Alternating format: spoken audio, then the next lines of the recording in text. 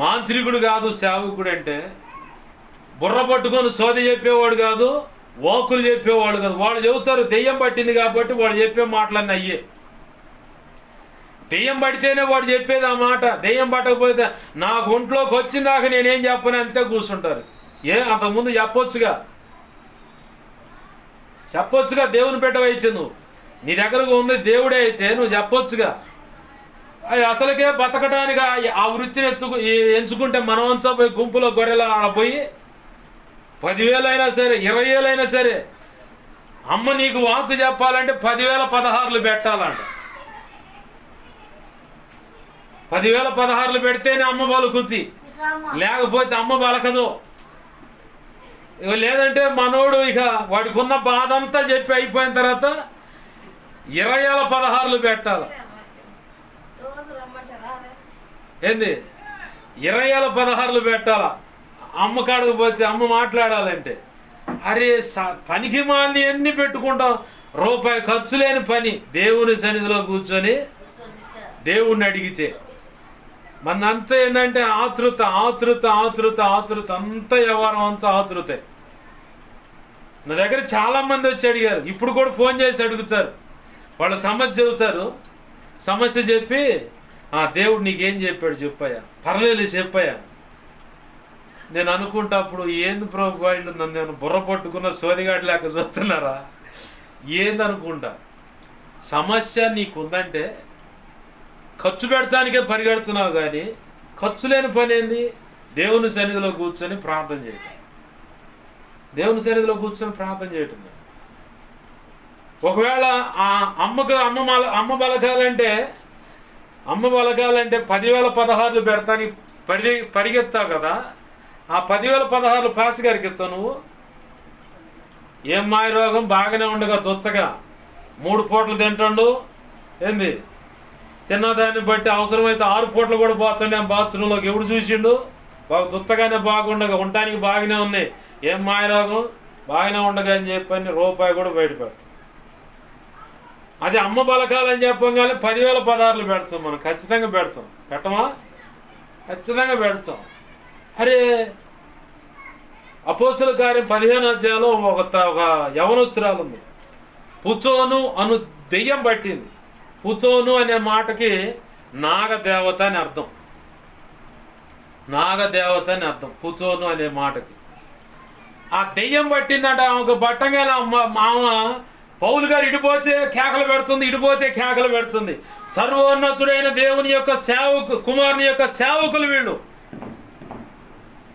దేవుని మార్గం బోధించడానికి పిలువబడ్డ వాళ్ళు వీళ్ళు మీకు సరైన మార్గం బోధిస్తారని చూసి పౌలు గారికి విసుగు పుట్టి, దెయ్యమా యేసు నామములో పో బంధిస్తున్నా అని చెప్పండి. అంతే. వాళ్ళు మొత్తం చాలా సంతోషించారు అనుకున్నా. కట్టగట్టుకొని వచ్చారు. అమ్మా మా జీవన సంబంధమైన ఉపాధి వచ్చే రూపాయి పోగొడుతున్నారా నువ్వు? నీ బోటోడు ఏడుంటే అసలు కుదరదు, అవసరమైతే నిన్ను చంపాలా లేదంటే ఎక్కడి నుంచి తరిమేలా. ఈ మనసు కలిగిన వాళ్ళు ఇవాళ చాలా చోట్ల ఉన్నారు. అంటే అన్యాయంగా ఒకటి దగ్గర 10,000 సంపాదిస్తే నీ కడుపు నిండుద్ది. ఆ అక్రమంగా సంపాదించిన రూపాయి నీ బిడ్డల నోటికి అంటుద్దా? నీ బిడ్డలకు కానీ నీకు కానీ రోగాలకు ఖర్చుమో వ్యర్థంగా ఖర్చు అవటమే తప్ప రెండోది ఉంటుందా? పౌలు ఏం చేశాడు?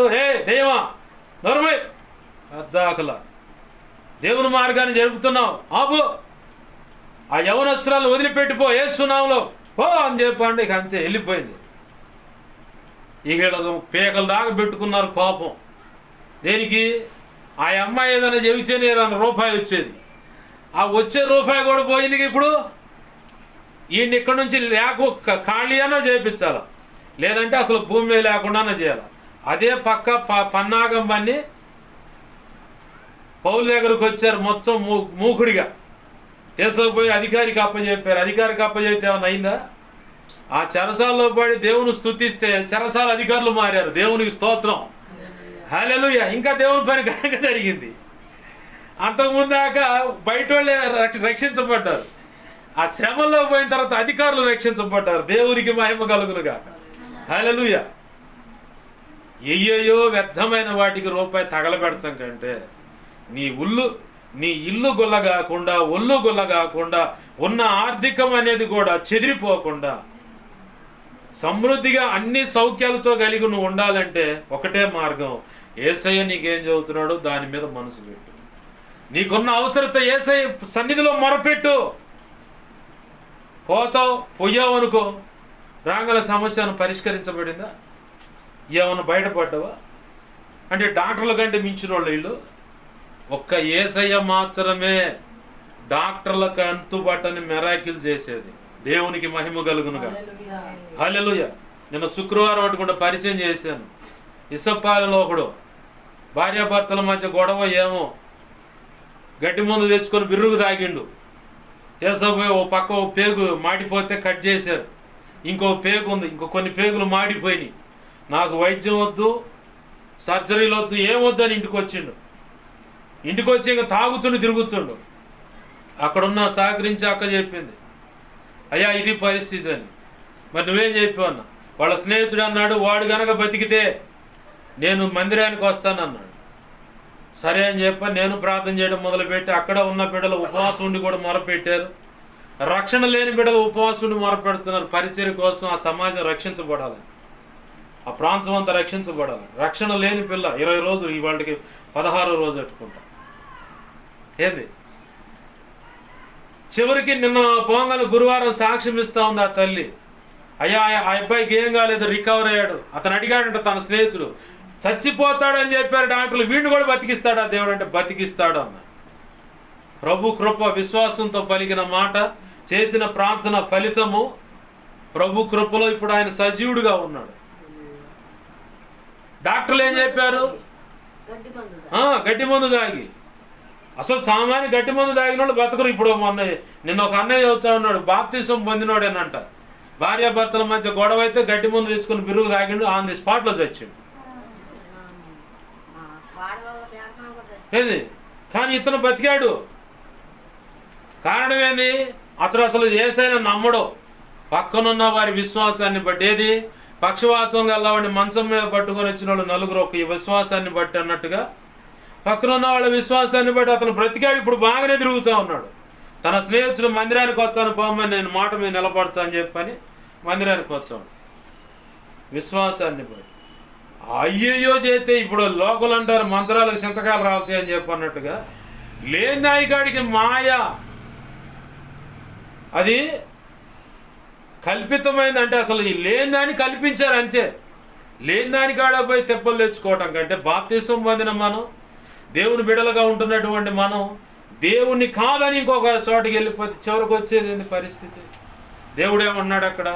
శ్రమ, నేనే వాళ్ళకు శత్రువుని అయిపోతున్నాను. ఇప్పుడు యేసయ్య శత్రువు అవటం మేళ మనకి.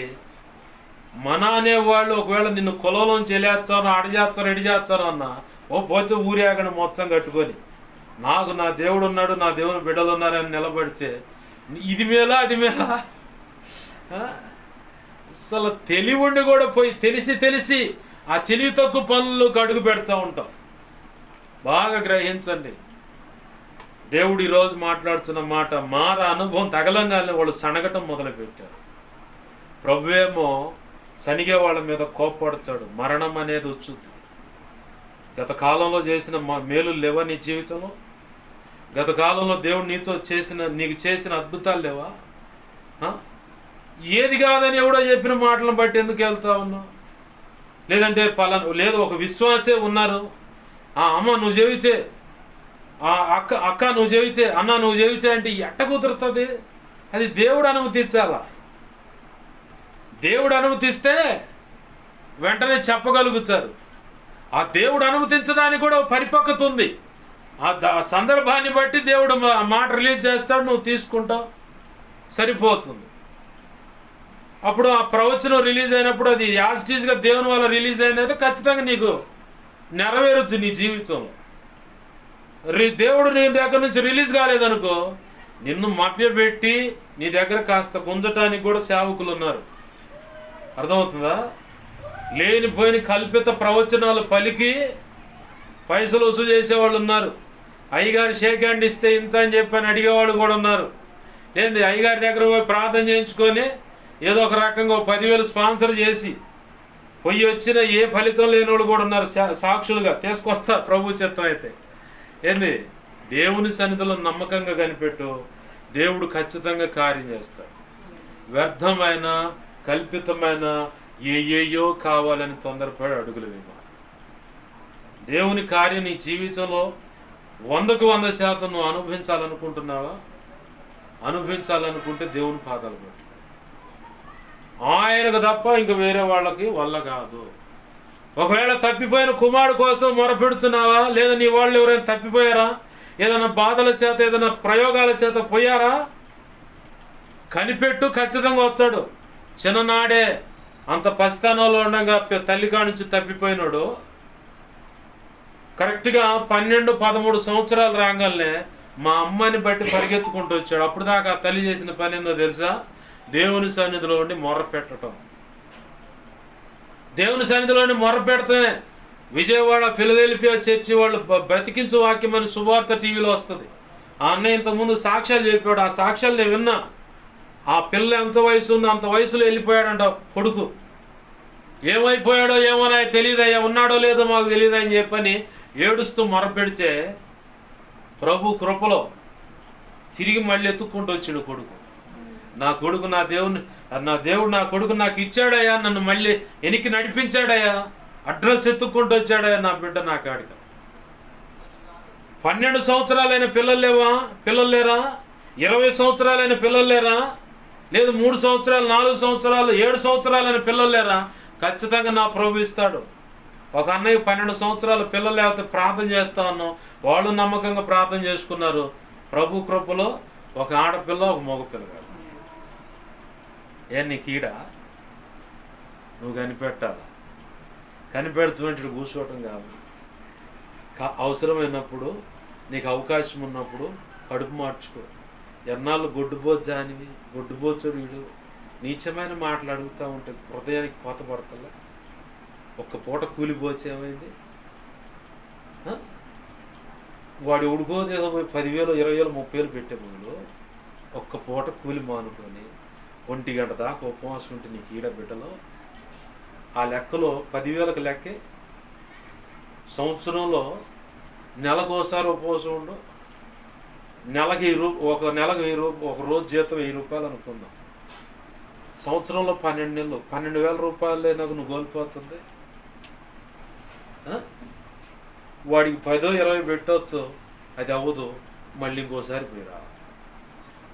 నష్టమేగా. ఈ 10, 20 గడచానికి కూడా ఇంకోటి దగ్గర 3 రూపాయలు వడ్డీకి తేవాలి. అవునా కాదా? అరే శుభ్రంగా దేవుని సన్నిధిలో కనిపెడతా 12 బిడ్డలను ఇస్తాడమ్మా. షుగర్ ఉన్న ఒక అమ్మాయి ఇక్కడ, రాణి అని ఆ అమ్మగారు, వాళ్ళ పెద్ద కూతురు షుగర్ ఉంది, విజయవాడ ఇచ్చారు ఆ అమ్మాయి. ఈ అమ్మాయికి కూడా బిడ్డలు లేరంట, షుగర్ అంట అని తెలిసింది నాకు. అంతే. అప్పటి నుంచి మొరపెడుతూనే ఉండా. ఆ అమ్మాయి నిండు చోళాలకు ఉన్నప్పుడు చూశా. అప్పుడు దాకా ప్రార్థన చేస్తాను. నిండు చోళాలకు చూడంగానే పూర్తిగా 9 నెలలు గర్భం కలిగి కనపడదు అమ్మాయి. అప్పుడు ఇంకొక ప్రార్థన చేయడం మొదలుపెట్టాను. ప్రభువా సుఖమైన ప్రసవాన్ని, తల్లి బిడ్డలకు మంచి ఆరోగ్యం. ఆ అమ్మాయికి కూడా 2 పిల్లలు అట్టుకుంటారు. షుగర్ ఉంటే పిల్లలు పుట్టరు అంటారు. నీటి కాసులు ఉన్నాయి, నీటి కణుతులు ఉన్నాయి, అయినా సరే దేవుడు గర్భం తెచ్చాడు. 12 బిడ్డలు ఎత్తుకొని వచ్చారు. 2 కవల పిల్లలు 20 సంవత్సరాలు ఒకేసారి వచ్చారు. ఒకళ్ళకేమో ఆడపిల్లని ఇచ్చాడు, ఒకళ్ళకేమో మగపిల్లగాని ఇచ్చాడు. నమ్మకంగా దేవుని సన్నిధిలో ప్రార్థన చేస్తా కనిపెట్టాను. వ్యర్థంగా 10,000, 20,000 ఖర్చు పెడతానికి పోవద్దు. అప్పు చేసి పోవద్దు. ఇవాళ అప్పు చేస్తారు, రేపు పొద్దున తీర్చాలిగా. రెక్కలు గుల్ల చేసుకొని తీర్చాలి. కట్టకపోతే వాడు షోల్డర్ పట్టుకుంటాడు. అవసరమైతే వాడు ఇంకొంచెం కటుగా మాట్లాడే, కొట్టలేనివాడు కట్టుకున్నది ఉందగా పంపించు అంటాడు.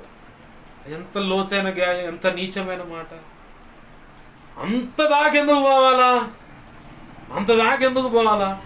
దేవా నా నిందను కొట్టేయ్యా, నా అవమానాన్ని కొట్టేయ్యా, నా కడుపును పండేలాగా చేయ్యా, నా గర్భాన్ని తెరువయ్యా, గర్భంలో ఏ సమస్యలు ఉన్నా పరిష్కరించయ్యా, ఒకవేళ నా భర్తలో ఏమైనా సమస్యలు ఉంటే పరిష్కరించయ్యా.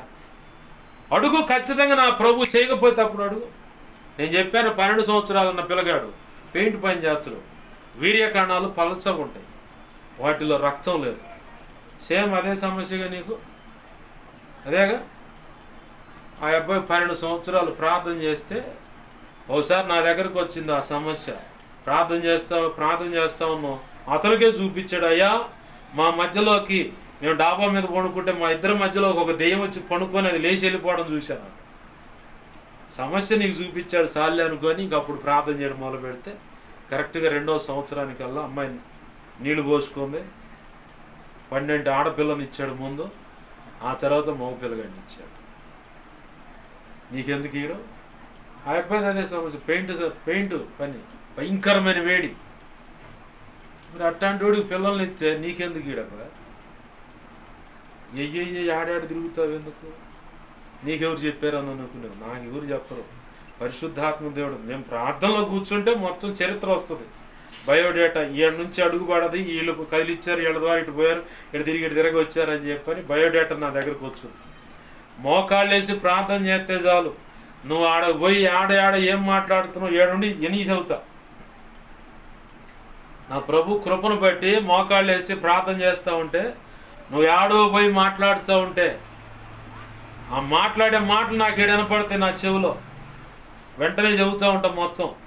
అది నా గొప్పతనం కాదు, నా ప్రభు అలా ఎంచుకున్నాడు అంతవటికి. అలానే అడిగిన ప్రతి ఒక్కరికి నేను సమాధానం చెప్పను. నీకు చేతనైతే దేవుని సన్నిధిలో మోకరిచ్చు, నా సంగతి ఏదో ప్రభు దైవజనుడికి తెలియపరచంటే అప్పుడు నేను చెబుతా. గతంలో నీకేం చెప్పా బా ఇది పరిస్థితి అని చెప్పానా? అలాగనే వాళ్ళు ఉన్నారా లేదా?